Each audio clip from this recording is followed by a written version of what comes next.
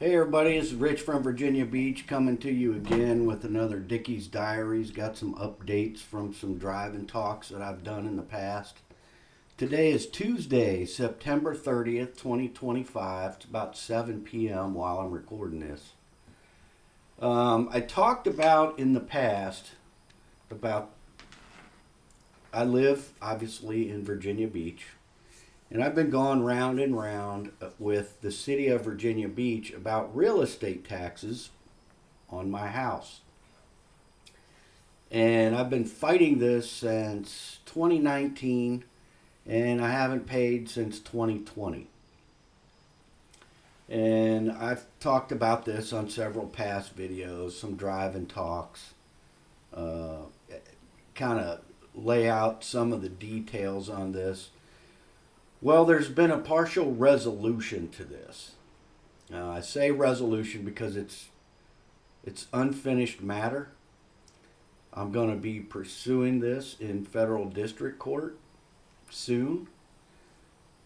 But to tell you what happened was the city of Virginia Beach, since they realized they couldn't get any money out of me, they turned it over to a separate attorney's firm, which they do a lot of business with this particular attorney. Jason A. Dunn is the attorney that they typically will go to. So I ended up going to court on June 27th, 2025. What had happened was, since they turned it over to this attorney, Jason Dunn, he went ahead and filed a complaint on behalf of his client, the city of Virginia Beach, saying that I owe all this money to the city of Virginia Beach, that I am in debt. So, first of all, his complaint had a problem with it because none of the accusations had any verification at all. They were just simple accusations with no evidence, no proof, no nothing. It's just a simple accusation, which attorneys tend to do all the time. They put out a hollow accusation and expect you to defend your position when there's actually no evidence in their favor supporting their complaint. It was also actually served improperly. There was a sheriff deputy came knocking at my door one day and served it properly. But what that sheriff deputy failed to do was go back and file an affidavit of service into the case saying that his name on this date did serve so-and-so at this address or wherever he served it at. He didn't do that. So that was improper service. Had he filed an affidavit of service, it would have been perfectly legal. It would have met all the requirements of proper service of process. But since he failed to do that, that's a problem. There's also several problems with the complaint that the attorney filed into the court. The fact that he did not follow the proper rules of civil procedure. This was a civil case against me on behalf of his client, the city of Virginia Beach. He did improper service. The complaint itself did not meet the requirements of the... Actually, I might be able to pull this up while I'm talking. Part of the requirements of a complaint, it has to meet the rules of civil procedure. And when it doesn't, it's a problem because the rules are set forth to properly administer justice. The rules have to be followed on both sides, both the complaint and the defendant. And you have to follow the rules in order to have a proper legal process. So that wasn't done. So let me pull it up. And I filed a motion to dismiss into this case. And I challenged jurisdiction of the circuit court. And the two reasons that I mentioned on there, I said there exists no evidence of a proper summons being served that meet the mandatory requirements of 8.01-2 in parentheses 8 the rules of civil procedure, which means every summons has to have a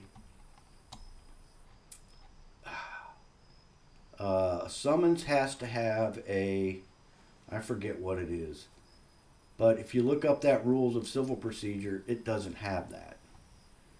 And the second point I made, there exists no evidence of a proper complaint being served that meet the mandatory requirements of 8.01 4.3 of the rules of civil procedure. I put, wherefore, due to all deficient and or defective instruments put before this court by the plaintiff through counsel to vest this court with any semblance of personal subject matter and or in rem jurisdiction to hear this matter, it must be dismissed with prejudice in its entirety due to want or lack of jurisdiction as an operation of law and as the pursuit of justice requires. And I argued this in front of the judge. So the day of court, I go in there. I'm not represented by counsel. I'm going in there presenting myself in front of the court with special appearance. I'm not making a general appearance. I made that very clear. I'm before this court by special appearance only. And the judge just kind of looked at me. And counsel gets up and he rattles off what he's got on his complaint. And then the judge looks at me and says, what do you got to say for yourself? I said, well, Judge, before we can even move forward, I said, there's a dispositive motion, an unrebutted dispositive motion before this court that must be heard. He said, well, what's that? I said, well, I filed it over a month ago. There's been no response by counsel. There's been nothing. He's failed to rebut it. So he says, well, what's this all about? I said, well, I filed it a month ago. Everybody's had plenty of time to look at it, but I will summarize it for you if you would like. He said, yes, summarize it, please. So I told him about the summons, told him about the complaint, which are the only two instruments that were filed with the court to start this whole thing. And both of them were deficient, and I pointed it out to the judge. I had a cheat sheet with me at the time, and I told him exactly what the problem was. The summons misses this. The complaint is missing this in accordance with these rules. They're not present. Therefore, they're deficient instruments put before the court, and it does not vest this court with jurisdiction to even hear this matter. And the judge looks over at counsel and says, well, do you have anything to say? And the counsel gets up there. Now, granted, the two reasons I have on my motion to dismiss for lack of jurisdiction is violation of the civil procedure. They were not in accordance with the civil procedures, both the summons and the complaint.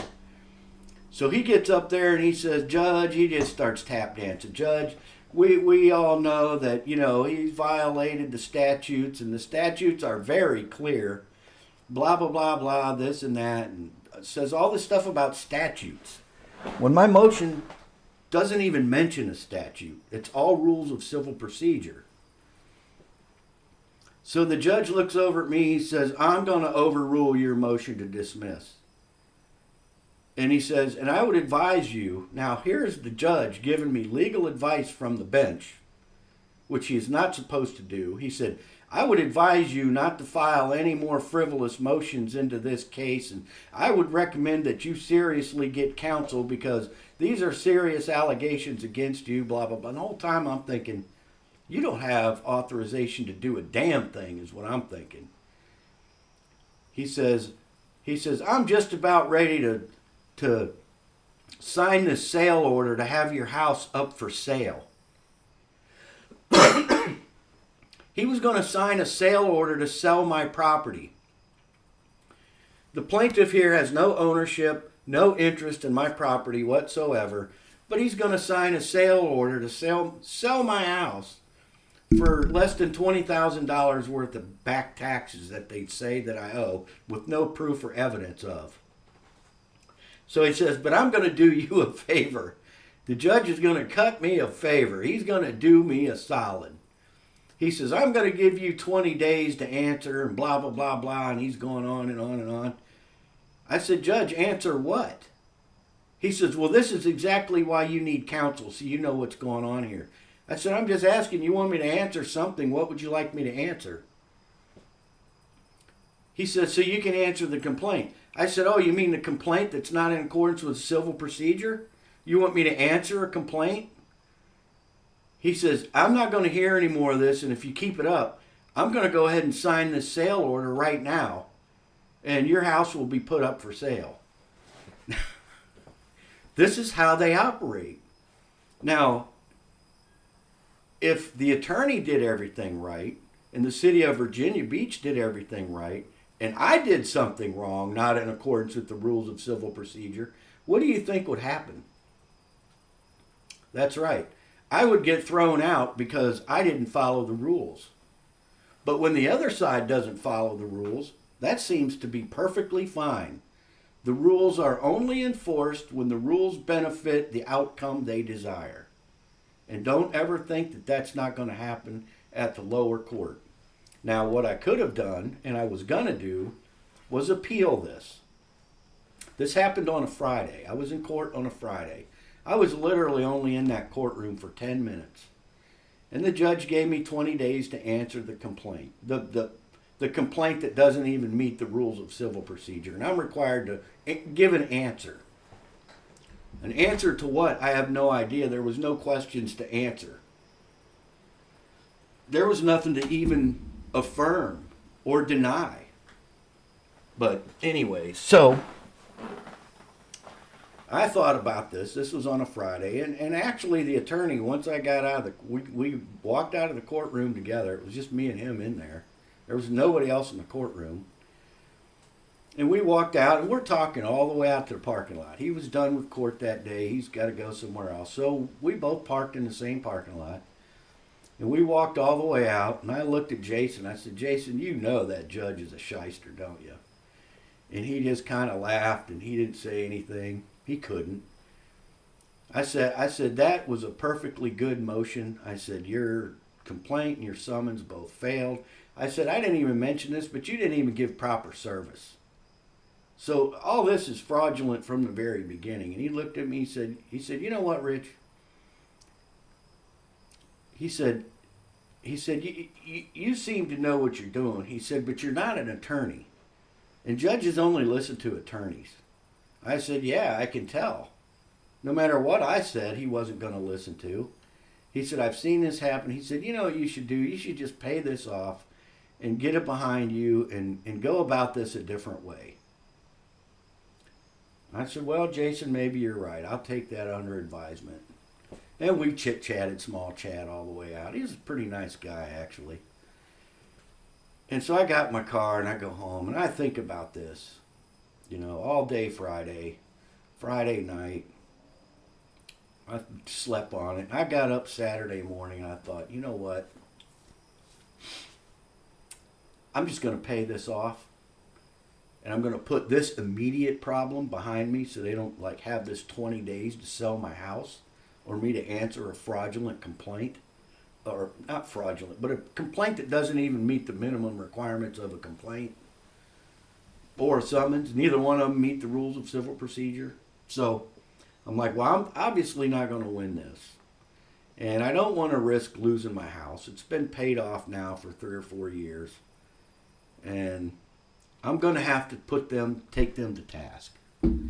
So that following next day, Saturday, I went to my local bank and I got a loan. I didn't have the expendable cash at the moment to pay I had to pay court costs, attorney's fees, all this crap on top of my taxes. It came up to $23,000 and some change. So I went Saturday, went to my bank, got a loan, had it transferred into my checking account. I went down there to the attorney's office Monday morning.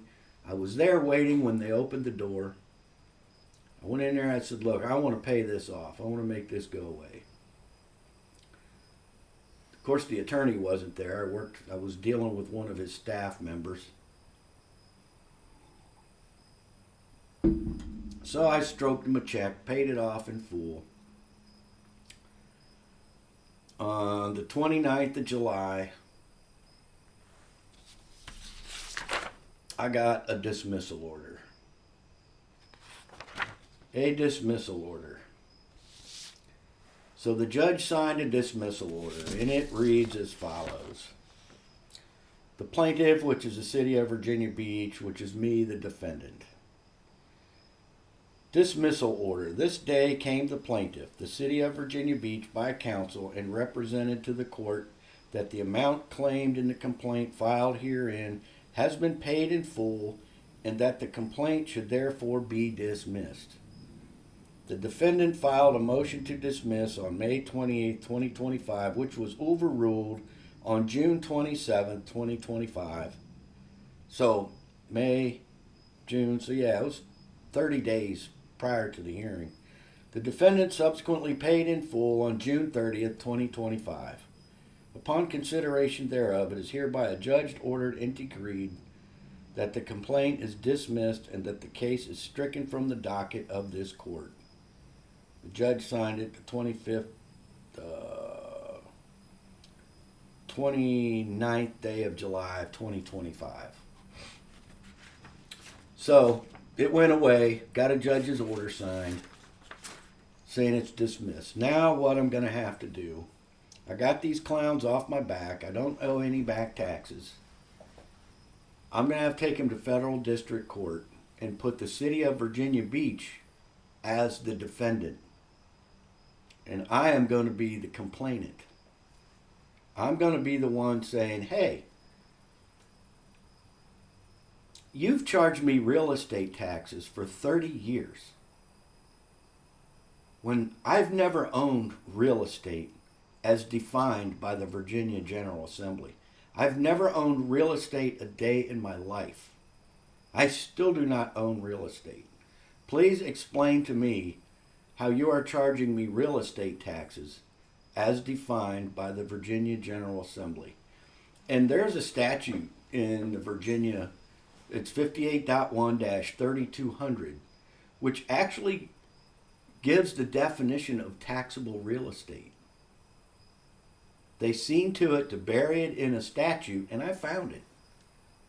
Taxable real estate is defined as a leasehold interest in every case in which the land or the improvements thereof is not taxable to the owner, which means there has to be a leasehold interest on the property in order for it to be taxable real estate. I've never leased my property out, ever. Since I first bought it in 1995, there's never been a leasehold interest on this property. There's never been a business associated with this property. I've never registered a business in this property. It's always just been private property that I live in and conduct my own affairs in. It's not by permission that I asked the city of Virginia Beach to acquire this property. They never sold it to me. They've never owned this property. But somehow they're claiming an interest in this property where they can charge me a tax just to live here. Just to live here and conduct my affairs here. That's not the way taxes work. There has to be a taxable nexus. So now what I am forced to do is to take these clowns to federal district court, and I am going to ask for punitive and compensatory damages for paying real estate taxes on property that has never been real estate, as defined by the Virginia General Assembly. So how can they charge real estate tax on property that's not taxable real estate? They're going to have to answer that question. And they're not going to be able to. And every, smart aleck attorney that gets up there, I can, once I do depositions, and I can get the city treasurer in a deposition, and she can explain how her assessor And the commissioner of the revenue, I'll get him up there and do a deposition on him, the treasurer, the assessor, and ask them, what kind of ownership or interest have you ever had in my property? Please explain. If you don't have any ownership or interest and there's no leasehold interest, explain to me how you're doing this. Explain to me what gives you the authority to do this. You were not given the authority to do this. The people have a right to own property in this country. It's not a privilege to own property in this country. That was all abolished during the Revolutionary War, when all of the colonists under the King George III had to pay a tithe to the king because the king claimed all the property. Well, ever since we kicked the British's ass back over to their little island over there called England, the UK, where they still have property tax where they pay the king because the king owns all the property over there. You don't own the property over here anymore, the people do. If you have the means to acquire property from the owner of the property and you pay them and you get a deed saying you own it and it's registered in the public registry that, yep, you own it. It's your property. That's all you need. That's all the proof you need that you own the property. You don't own it by permission. You don't own it as, some kind of a license or something that you pay for. You own it by right.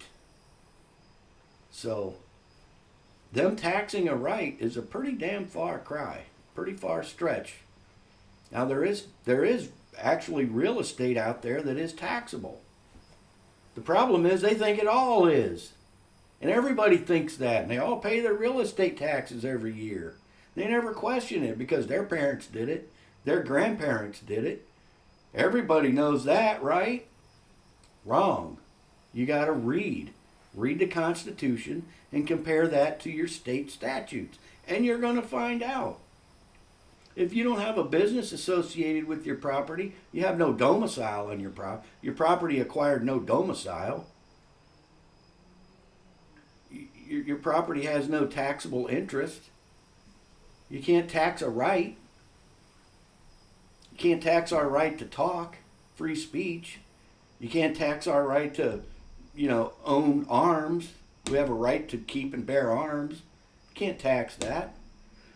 They try. They call it firearms. They call it weapons. They call it guns. They call it pistol. The Constitution doesn't say anything about that. It says arms, which means any arm you want, you're allowed to have. If you can lawfully purchase it, you're allowed to have it. Not by privilege, not by somebody's permission, by right. So these things have to be looked at. They have to be considered. They must be. And it's time we take back our country and stop paying tithes to the king. This is not a monarch. This is a constitutional republic where the people own the land. The people are in control of the government. We're supposed to be monitoring these clowns, which leads to a whole bunch of other things I could talk about, especially right now with the things going on over in Palestine, which is egregious. And you got the Samud flotilla coming in, which have been harassed. They dropped incendiaries on them. They sprayed them with chemicals. These are people that are trying to bring baby food over to feed the starving children of Palestine. And our country, our government, supports that genocidal regime called Israel. Why? People say, oh yeah, they're our greatest ally. They're not our ally. Israel's never been our ally. They tried to sink one of our ships, the USS Liberty, back in 1967 because they were having their war with Egypt and Israel wanted to get the United States involved in it. So they tried to sink one of our ships and killed a whole bunch of our people. We fought every war over in the Middle East for them people. We lost blood and treasure. We killed millions of people on their behalf. Now we're going after Iran for what? I don't see any Iranians crawling up on our beaches wanting to attack us. Yet we sanctioned the hell out of them. Went over there and dropped some bunker busters on their 3 refining facilities. Why? Because Israel wanted us to. This is absolutely insane. So we have to monitor our government, because if nobody's monitoring, this is what happens. If the people don't stand up and smack them around and say, you get back within the confines of the Constitution. You're way outside your limits, buddy. Get back in your line. Get back in line. You're not doing anything that benefits we the people. At least not in this country.